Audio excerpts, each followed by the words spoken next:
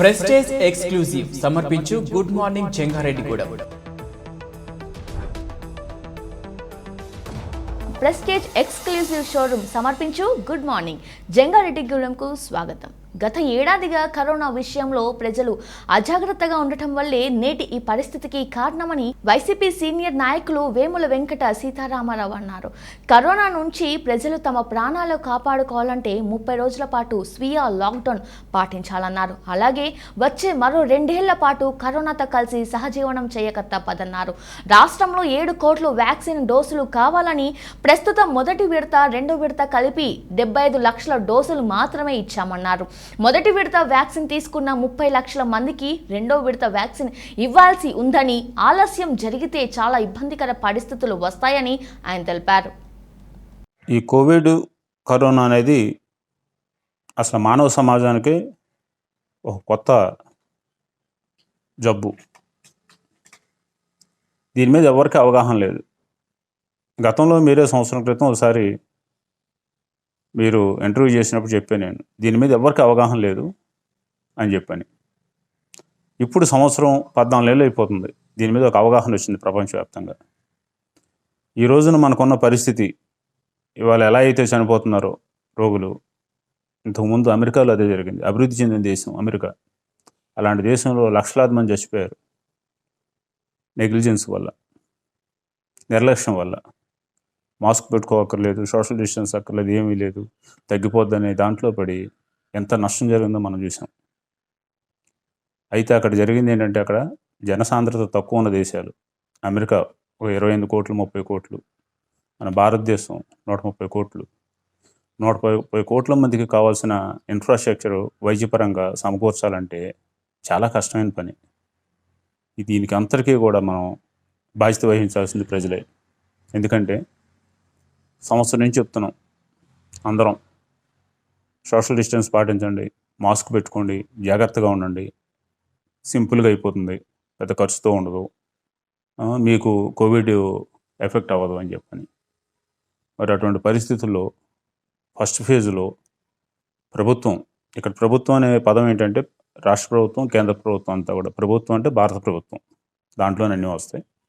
ప్రభుత్వం చాలా చక్కగా కట్టడి చేసి ఒక స్థాయిలో దేశం మొత్తం మీద 9,000 కేసులు తక్కువలోకి వచ్చేసిన తర్వాత నేను కూడా ఫీల్ అయ్యా, ఇంకేముంది, అయిపోయింది, తగ్గిపోయింది, బ్రహ్మాండం, ఇంకా మనం మామూలుగా తిరిగేయచ్చు అనుకోని.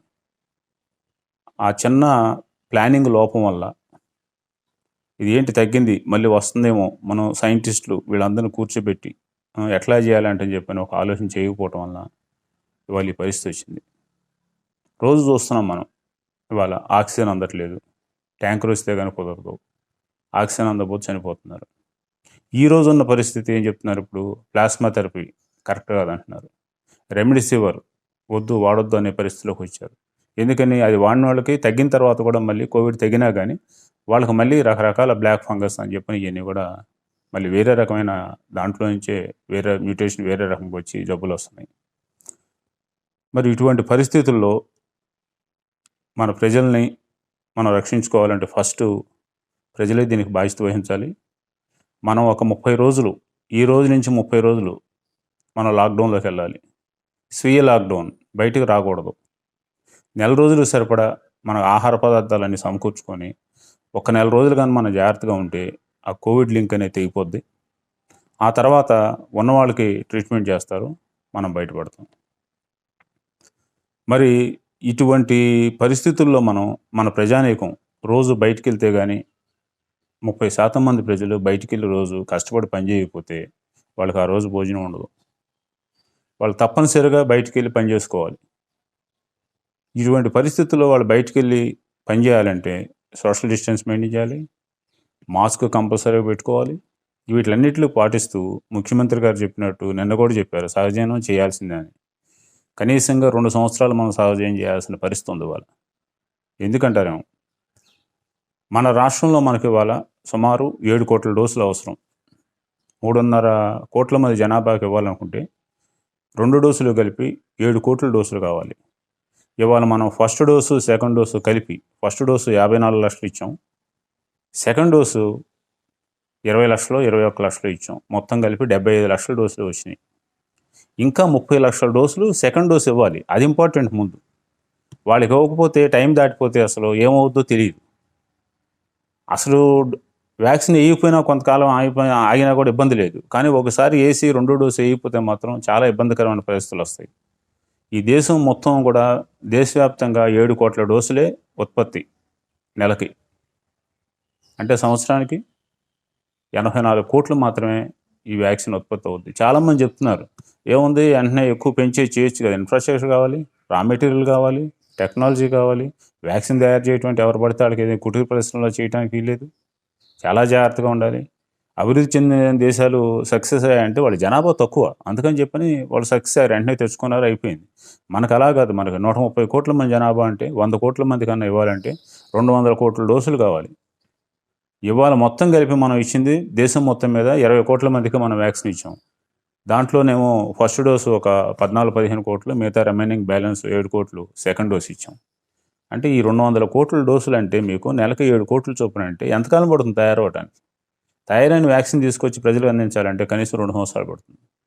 అంటే ప్రజలు చాలా జాగ్రత్తగా స్వీయ నియంత్రణలో పాటిస్తూ జాగ్రత్తగా ఉండాలి. ఈ జాగ్రత్తలు కానీ తీసుకోకపోతే ప్రతిదానికి మనం ప్రభుత్వం రావాలి చేయాలంటే ప్రభుత్వం చేతులు చేయలేదు. ఎట్లా? ఇక్కడ ఇన్ఫ్రాస్ట్రక్చర్ లేదు, ఏం చేద్దాం? ఇవాళ మనకు చూసుకుంటే ఆక్సిజన్ సిలిండర్స్ మన జంగాడం హాస్పిటల్లో సిలిండర్స్ ఉంటే అయిపోతే గబగబా పక్క పట్టణానికి వెళ్ళి ఏలూరు రాజమండ్రి వెళ్ళి ఫిల్ చేసి తెచ్చుకోవాల్సిన పరిస్థితి. మరి ఇటువంటి పరిస్థితులు ఇవన్నీ కూడా మనకి కొత్త. ఈ పరిస్థితులన్నీ కూడా మనకు కొత్త.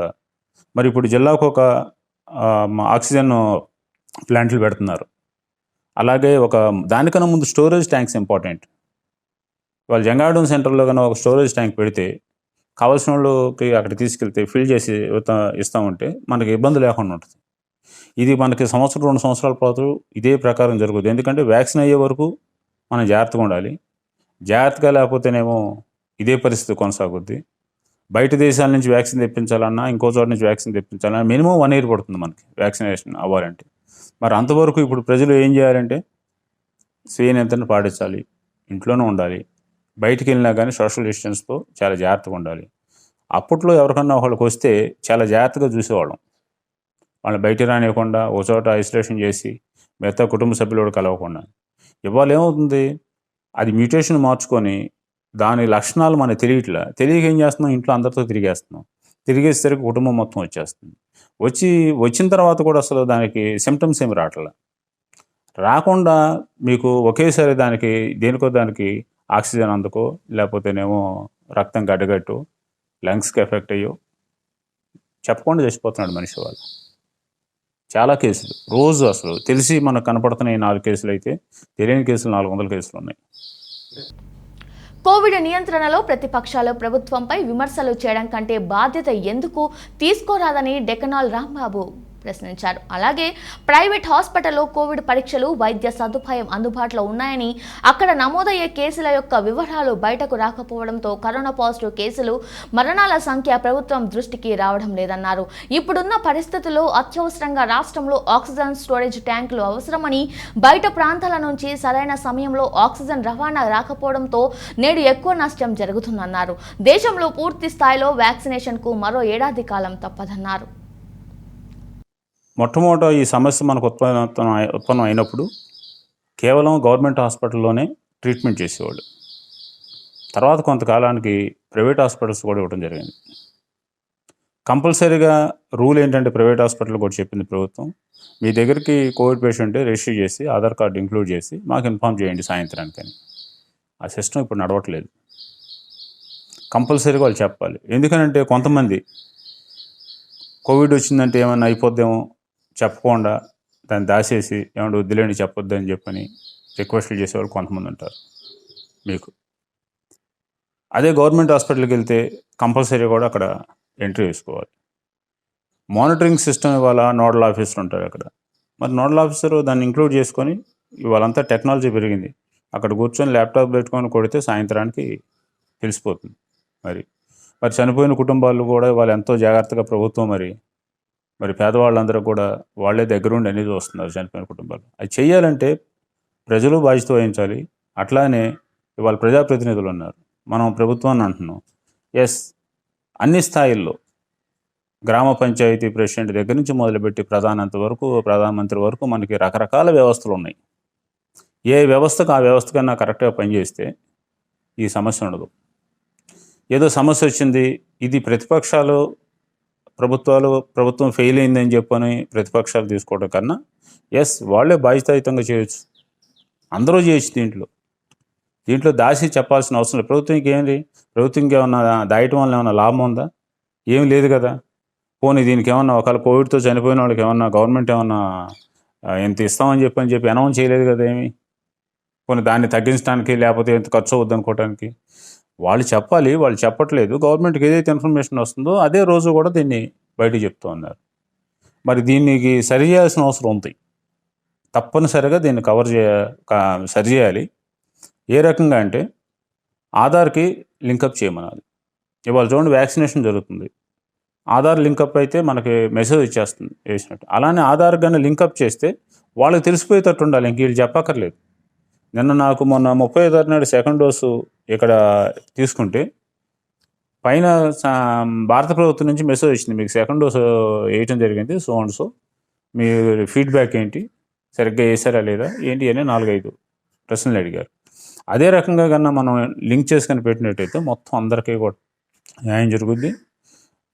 కోవిడ్కి ఎవరు చేసిన ట్రీట్మెంట్ చేయగలిగేది అత్యవసర పరిస్థితుల ఆక్సిజన్, లేకపోతే ప్రభుత్వం చెప్పిన కొద్ది మందులు తప్పితే కోట్లాది రూపాయలు ఖర్చు పెట్టాల్సిన పని లేదు, లక్షలు ఖర్చు పెట్టాల్సిన పని లేదు. మరి నేను మొదటి నుంచి చెప్తానే ఉన్నాను, విద్య వైద్యాన్ని జాతీయం చేయాలి. ఈ దేశంలో ప్రజలకు కావాల్సింది వైద్యం, విద్య ఫ్రీగా అందిస్తే చాలు. సామాన్యుడికి పాపం తను గెలగల కొట్టుకుంటున్నాడు వాళ్ళ. ఎందుకనంటే గవర్నమెంట్ హాస్పిటల్కి వెళ్తారు, బెడ్స్ ఫుల్ అయిపోయినాయి, ఖాళీ లేదు.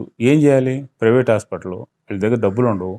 అప్పో చేసో లేకపోతే ఇంకోటి ఏదో తాకట్టు పెట్టో అవి తీసుకెళ్ళి వాళ్ళు కడుతున్నారు ఏదో బాగోద్దని.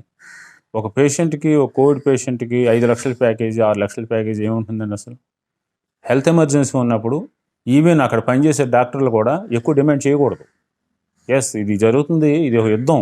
ఈ యుద్ధంలో మనం అందరం కూడా పనిచేయాలి అక్కడ. అంతేగాని నాకు 4 లక్షలు ఇస్తేనే నేను ట్రీట్మెంట్ చేస్తానంటే 4 లక్షలు ఇస్తే నీకు రిస్క్ ఉండదా? 4,000 ఇస్తే నీకు రిస్క్, కానీ 4 లక్షల రూపాయలు డబ్బులు ఇస్తే వెళ్ళి పేషెంట్ దగ్గరికి వెళ్ళి కూర్చొని ట్రీట్మెంట్ చేస్తారా? ఎంతమంది చేస్తున్నారండి అసలు? ఇవాళ చేసేది నర్సింగ్ స్టాఫ్ మొత్తం ఎక్కువగా పనిచేసేది, పేషెంట్ దగ్గరికి వెళ్ళేది నర్సింగ్ స్టాఫ్.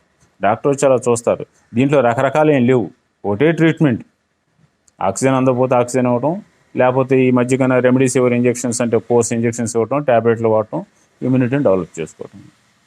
ఇమ్యూనిటీ డెవలప్ చేసుకోవాలన్న దాసంలో వాళ్ళు సోషల్ మీడియాలో బాగా ప్రచారం పొంది ప్రతి వాళ్ళు మన పాత పద్ధతులు, సాంప్రదాయ పద్ధతులే చాలని చెప్పి ప్రపంచవ్యాప్తంగా చెప్తున్నారు. సద్దానందేనండి. లేకపోతే మేము చదువుకున్న రోజుల్లో నువ్వుజీడీలు తినేవాళ్ళం స్కూల్కి వెళ్ళాలండి. అలా నువ్వులు తినండి, ఇలా ఇమ్యూనిటీ పెంచుకోండి. ఓ పక్కన భయపడొద్దు, జాగ్రత్తలు తీసుకోండి. భయపడితే లోన రసాయనిక క్రియలు జరిగి మీకు ఆ కోవిడ్ని మీద ఫైట్ చేయలేవు, లోన ఉన్న సిస్టమ్ ఫైట్ చేయలేదు. మీరు ధైర్యంగా ఉండండి, జాగ్రత్తలు తీసుకోండి. జాగ్రత్తలు తీసుకోవడానికి భయపడటానికి చాలా తేడా ఉంది. చాలా జాగ్రత్తలు తీసుకుని ఉండండి, డెఫినెట్గా ఇది మనం కంట్రోల్ చేయగలుగుతాం అని చెప్పి నా ఉద్దేశం. Prestige exclusive showroom good morning జంగారెడ్డిగూడెంలో చిన్న బ్రేక్ తీసుకుందాం.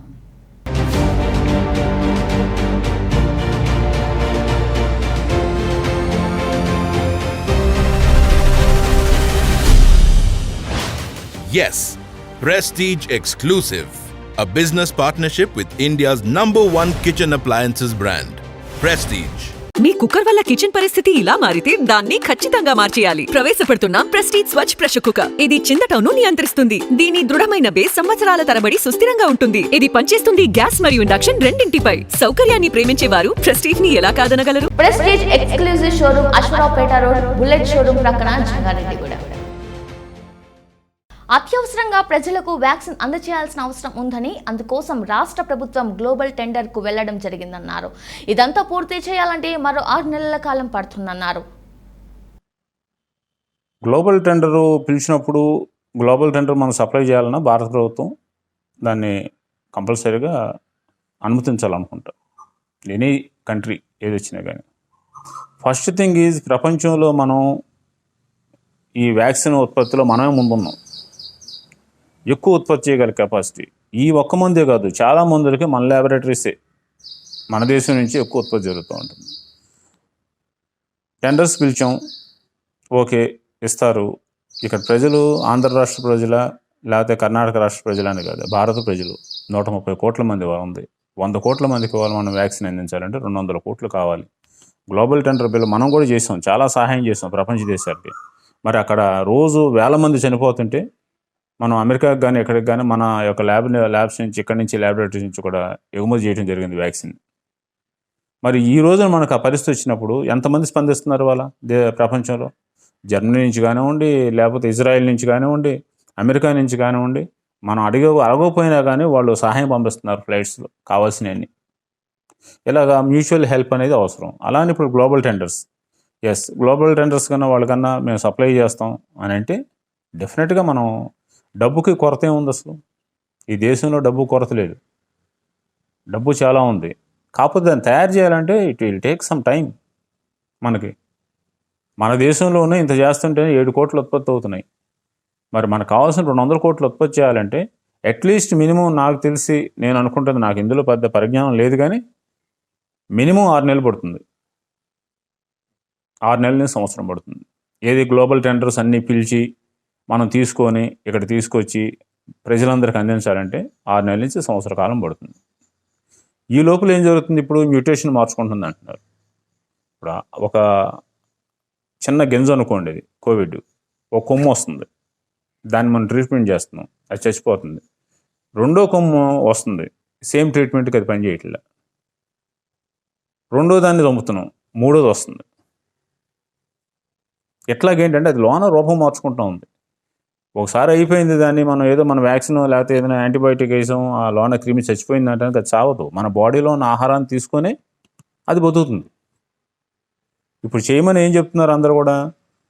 దానికి కావాల్సిన ఆహారం ఇస్తూ మనం కూడా ఇంకెక్కువ ఆహారం తీసుకొని దాని మీద ఫైట్ చేసే సిస్టాన్ని, యాంటీబాడీస్ని మనం డెవలప్ చేసుకోవాలి. శత్రువు ఎక్కడున్నాడు? బాడీలో ఉన్నాడు. ఆ శత్రువుకి కావాల్సిన ఆహారం మన దగ్గర నుంచి తీసుకుంటున్నాడు. సో మనం ఏం చేయాలి? మన సైనికులకి అది తీసేసుకోవటం వలన మన ఉన్న సిస్టమ్కి ఏమో ఫుడ్ అందట్లా. కాబట్టి ఎక్కువ ఫుడ్ మీరు తీసుకొని ఇమ్యూనిటీ పెంచుకుంటే దాన్ని కంట్రోల్లో పెట్టవచ్చు అనేది వాళ్ళు ప్రపంచవ్యాప్తంగా ఇవాళ సైంటిస్టులు కానీ అందరూ చెప్పేది. 10వ తరగతి ఇంటర్ పరీక్షలు నిర్వహించాల్సిన అవసరం ఖచ్చితంగా ఉందని డెకనాల్ రాంబాబు అన్నారు. విద్యార్థి భవిష్యత్తును దృష్టిలో ఉంచుకొని రాష్ట్ర ప్రభుత్వం ఆలోచన చేస్తుందన్నారు.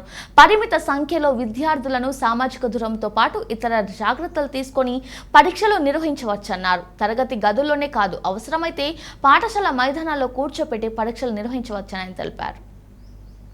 ప్రతి విద్యార్థికి 10వ తరగతి అనేది కీ. అలానే ఇంటర్మీడియట్ సెకండ్ ఇయర్ అనేది కీ.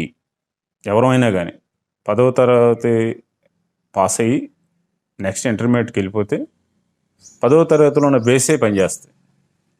వాళ్ళు చాలా ప్రతిపక్షాలు చాలా వీళ్ళు విమర్శలు చేస్తున్నారు. ఒక విషయం ఆలోచించుకోండి, మన జంగాడం హై స్కూల్లో 10వ తరగతి పిల్లలు 60-70 మంది ఉంటారు, లేకపోతే 80 మంది ఉంటారు. School closed. ఆ 80 మందికి అక్కడికన్నా పరీక్ష నిర్వహించాలంటే చాలా బ్రహ్మాండంగా నిర్వహించవచ్చు. నిన్నటిదాకా దేశవ్యాప్తంగా ఎన్నికలు, ఉత్సవాలు, లేకపోతేనేమో పెళ్ళిళ్ళు, పేరంటాలు మొత్తం అంతా ఇష్టం వచ్చినట్టు తిరిగేశారు అందరూ. కోవిడ్ పెరగడానికి కూడా అదొక కారణం కదా. 60 మంది 70 మంది స్టూడెంట్స్ని జాగ్రత్తగా సోషల్ డిస్టెన్స్లో పెట్టి ఒక్కో రూమ్లో ఒక 10 మందినో 15 మందినో కూర్చోబెట్టి ఎగ్జామ్స్ కండక్ట్ చేస్తే పాస్ అయ్యి వస్తే వాళ్ళ భవిష్యత్తు చాలా బాగుంటుంది. అలా చేయకుండా మీరు ఏముంది మొత్తం అందరూ పాస్ అని ఇస్తే నెక్స్ట్ ఆ జనరేషన్ మొత్తానికి కూడా చాలా ఇబ్బంది పడతారు. వాళ్ళు ప్రైవేట్ దాంట్లో చదివేవాళ్ళు ఉంటారు, వాళ్ళు ఏదో రకంగా చదివిస్తారు. కానీ గవర్నమెంట్ స్కూల్లో చదివేవాళ్ళు పాస్ అయ్యి కాకుండా ఇప్పుడు ఊరినే పాస్ చేసి పంపించేస్తే వాళ్ళు ఇంటర్మీడియట్కి వెళ్ళిన తర్వాత వాళ్ళు కంప్లీట్ చేయగలరా? చేయలేరు. జగన్మోహన్ రెడ్డి గారు తీసుకుని నేనేమో చాలా కరెక్టు, పరీక్షలు నిర్వహించండి, సోషల్ డిస్టెన్స్ పెట్టి ఒక్కొక్క రూమ్లో 10 మందిలో 10 మంది, లేకపోతే ఓపెన్లో పెట్టవచ్చు. వాళ్ళ గవర్నమెంట్ స్కూల్స్లో ఉన్న పెద్ద గ్రౌండ్స్ ఉన్నాయి, అక్కడ పెట్టుకోవచ్చు. పెట్టి నడిపిస్తే వాళ్ళకి కూడా ఒక డిసిప్లిన్ ఉంటుంది. పిల్లలకి వాళ్ళు చదివి పాస్ అవుతారు, లేకపోతే చదివినోడు మొత్తం అందరూ కూడా వెళ్ళిపోతారు. ఒక్క ఏపీలో మద్యం దుకాణాలు మూసివేయడం వల్ల కోవిడ్ కంట్రోల్ కాదని పక్క రాష్ట్రాల్లో కూడా మద్యం సరఫరా ఆగిపోవాలన్నారు డెకనాల్ రాంబాబు. ఉదయం 6 నుంచి 12 గంటల వరకు ప్రజలకు కర్ఫ్యూ నుంచి మినహాయింపు ఇవ్వడంతో అందరూ ఒక్కసారిగా బయటకు రావడం జరుగుతుందని, ప్రతి ప్రాంతంలోనూ నిత్యావసరాలు అందుబాటులోకి తీసుకొస్తే ప్రజల రద్దీ తగ్గి కోవిడ్ వ్యాప్తి కంట్రోల్ అవుతుందన్నారు. దేశవ్యాప్తంగా ఇంకా మనం 6 నుంచి 12 గంటలుగానే టైం పెట్టాం. ఇప్పుడు కొన్ని రాష్ట్ర ప్రభుత్వాలను ఏమని అడుగుతున్నారంటే వాళ్ళు డోర్ డెలివరీ ఇస్తాము, పర్మిషన్ ఇవ్వండి అంటున్నారు. ఇందులో ఉన్న సీక్రెట్ ఏమీ లేదు, ఓపెన్ సీక్రెట్. ఆదాయం కావాలి ప్రభుత్వానికి, ఆ సిస్టమ్ నడవాలి, ఆ డబ్బు వస్తే మళ్ళీ మనం ప్రజాహిత కార్యక్రమాలు ఖర్చు పెట్టాలి. ఇది అయితే నా దృష్టిలో ఇప్పుడు ఈ కోవిడ్ వచ్చి ఎప్పుడైతే వ్యాక్సినేషన్ మొదలైందో, వ్యాక్సిన్ వేయించుకున్న వాళ్ళు ఎవరో కూడా డ్రింక్ చేయట్లేదు. చాలామంది మేము ఇంటర్వ్యూ చేస్తే లేదంటే ఆపేస్తేనే బాగుంటుంది అంటున్నారు. కాబట్టి ఇది వ్యాక్సినేషన్ పెరిగే కొద్ది ఆటోమేటిక్గా స్లో అవుతూనే ఉంటుంది. ఇళ్లల్లో ఏంటంటే ఇప్పుడు మీకు దాన్ని కంట్రోల్ చేయాలంటేనేమో దేశవ్యాప్తంగా కంట్రోల్ చేయాలి. మనం ఒక్క రాష్ట్రంలో కంట్రోల్ చేయాలంటేనేమో అయ్యే పని కాదు. మనకు పక్కన అశ్వరాపేట ఉంది, 30 దారులు ఉంటాయి. అలా మనం మొత్తానికి 14 ఎంట్రీలు ఉన్నాయి, 13, 14 ఉన్నాయి రాష్ట్రం మొత్తానికి. బయట నుంచి వచ్చేస్తూ ఉంటుంది. ఇల్లిసిట్ లెక్కరు, లేకపోతే ఏది పెడితే తాగేయటం. ఇప్పుడు ఒక 10 సంవత్సరాల నుంచి తాగేవాడికి అది లేకపోతే ఏదోటి తాగేస్తాడు, దాంతో దానికి ఇది చేయటమే. కానీ అయితే ఏంటంటే ఇప్పుడు సమయం 6 నుంచి 12 గంటలని దానికి కూడా ఎందుకు పెట్టారంటే మళ్ళీ మధ్యాహ్నం సాయంత్రం వరకు అంటే వీళ్ళందరూ కూడా మళ్ళీ తిరుగుతూ ఉంటారని ఉద్దేశంతో. ఇంకొకటి కూడా గవర్నమెంట్కి ప్రభుత్వం చేయాల్సింది ఏంటంటే 6 గంటల నుంచి 12 గంటల వరకు నిత్యావసరాలకు కానీ అన్నిట్లు కూడా ప్రజలు అనుమతిస్తున్నారు. కానీ మనం గ్రహించాల్సింది ఏంటంటే మొత్తం రోజు మొత్తం బర్డెన్ అంతా, బరువు అంతా కూడా 6 నుంచి 6 గంటల లోపలే పడుతుంది. అందరూ వెళ్ళి 6 గంటల్లోనే కొనాలి. ఓపెన్ చేస్తున్నారు 6 నుంచి 12, అందరూ ఎవరి కాళ్ళు ఇళ్లలోంచి వెళ్ళిపోయి కొనుక్కోవాలని చెప్పి అక్కడ రష్ ఎక్కువైపోతుంది. దానికన్నా కూడా మనకి ప్రతి గ్రామంలో కూడా ఒక 7-8 ప్లేసులు ఐడెంటిఫై చేసి టెంపరీగా వ్యాన్స్లోనూ లేకపోతే టెంపరీ షెల్టర్ చేసి పెడితే ఉన్న జనాభానే 4 చోట్లకి వెళ్ళైతే మనం చేస్తే అప్పుడు మనం దాన్ని కంట్రోల్ చేసినట్టు అవుద్ది. కానీ కేవలం 6 నుంచి 12 గంటలు, లేకపోతే ఇప్పుడు తెలంగాణ 6 నుంచి 10 గంటలు, 10 గంటల వరకు అంటే జనాభా అందరూ కొనుక్కోవాలంటే ఈ 4 గంటలను కొనాలి కదా అందరూ, ప్రజలందరూ. చాలా ఇబ్బంది అవుతుంది అది. ఆ విషయం దృష్టిలో పెట్టుకొని మొన్న నేను ఒకళ్ళిద్దరు కూడా చెప్పడం జరిగింది. ఇక్కడ కూడా మా కౌన్సిలర్స్ వీళ్ళందరూ ఉంటే చెప్పాను నేను, ఎందుకంటే ఖాళీ స్థలాలు బోర్డు అన్నీ ఉన్నాయి, ప్రైవేట్ వాళ్ళే, అడగండి, ఓపెన్ చేసి అక్కడ పెట్టండి, వచ్చిన వాళ్ళు అక్కడ కొనుక్కెళ్తుంటారు. లేకపోతే వార్డు కూడా పెట్టండి నిత్యావసర వస్తువులు. ఇదివరకు ఎంత సిస్టమ్ ఉండేదండి, ఇంటింటికి వచ్చి కూరగాయలు అమ్మేవాళ్ళు, వాళ్ళ మీద వచ్చేయి, ఎవరింటి దగ్గర వాళ్ళు కొనుక్కున్నాడు. మళ్ళీ అదే పరిస్థితి వచ్చింది. అలా మనం ఎక్కడెక్కడ డిస్ట్రిబ్యూట్ చేసేసి మనం ఎక్కువగా సంఖ్యలో కన్నా మనం కన్నా ఈ నిత్యావసర వస్తువులు అందుబాటులో ఉంచితే మనకి ఇంకా తొందరగా కూడా మనం కోవిడ్ని కంట్రోల్ చేయొచ్చు. గత ఏడాది ఇదే సమయంలో కరోనా కట్టడి కోసం జంగారెడ్డిగూడెం మున్సిపాలిటీ కోసం అప్పటికప్పుడు తనతో పాటుగా అనేక మంది దాతలు అందించిన డబ్బును నేటి వరకు ఖర్చు చేయలేదని తెలిసిందని, ఇప్పటికైనా ఆ డబ్బుతో కోవిడ్ బాధితులకు పౌష్టికాహారం లాంటివి అందించేందుకు ఉపయోగిస్తే బాగుంటుందని డెకనాల్ రాంబాబు కోరారు. మేము అనుకుంది ఏంటంటే ఒక కోవిడ్కి సపరేట్గా అకౌంట్ పెట్టి ప్రజల్ని మనం అడిగి మీరందరూ కూడా ఆర్థికంగా మీరు అకౌంట్ పంపించండి, ఇది అకౌంట్ నెంబర్ ఒకటి ఇచ్చి చేయమన్నప్పుడు దాతలందరూ స్పందించారు. చాలా వరకు స్పందించి కొంత అమౌంట్ పూల్ చేశారు. అది ఎంతవరకు ఖర్చు పెట్టారు, ఆ రోజు ఉన్న పరిస్థితుల్లో ఏంటంటే ఫండ్స్ రావాలంటే పైనుంచి రావాలంటే కష్టం అవుద్ది. ఇమీడియట్గా ప్రజలకి ఇక్కడ ఏం కావాలనే దాంట్లో ఇది గవర్నమెంట్ అమౌంట్ కాదు కాబట్టి, ఈ సపరేట్ అకౌంట్ కాబట్టి ఇమీడియట్గా ఖర్చు పెట్టమని చెప్పని నేనే కాదు, నాతో పాటు అందరూ ఇచ్చారు, చాలామంది ఇచ్చారు దాతలు. మరి అది ఎంతవరకు ఈ రోజు వరకు కూడా నేను ఎప్పుడు కూడా అడగలేదు. నేను డొనేషన్ ఇచ్చి నేను ఎలా అడుగుతాను ఏం చేశారనేది. బహుశా ఇప్పుడు కొత్త బాడీ వచ్చింది, వాళ్ళు డెఫినెట్గా చూసుకుంటారు. ఇప్పుడు అప్పటికన్నా ఇప్పుడు ఇంకా అత్యవసరం కాబట్టి అటువంటి అమౌంట్ ఇంకా ఖర్చు పెట్టకుండా మిగిలి ఉంటే ఇప్పుడైనా కూడా ఇప్పుడు హాస్పిటల్లో ఉన్న రోగులకు కానివ్వండి, లేకపోతే హోమ్ క్వారంటైన్లో ఉండే వాళ్ళకి కానీ, వాళ్ళకి ఏదైనా పాలు కానీ లేదా పండ్లు కానీ ఇలాంటి ఇమ్యూనిటీ పెంచే ఏమైనా కానీ చేస్తే బాగుంటుందని నా ఉద్దేశం. వ్యాక్సిన్ అయ్యే వరకు, పూర్తయ్యే వరకు చాలా జాగ్రత్తగా ఉండాలి. 2 డోసులు పూర్తయ్యే వరకు చాలా జాగ్రత్తగా ఉండాలి. ప్రజలు ఇమ్యూనిటీ పెంచుకొని, శారీరక సామర్థ్యం పెంచుకొని, అంటే వాకింగ్ ఇలాంటివి చేసుకుంటా, యోగా లాంటివి చేసుకుంటా, మీకు ఎంతో జాగ్రత్తగా ఉండాల్సిన సమయం. అంటే ఇది 1 రోజు 2 రోజులు కాదు, కనీసం 1 సంవత్సర కాలం మనం ఉండాలి.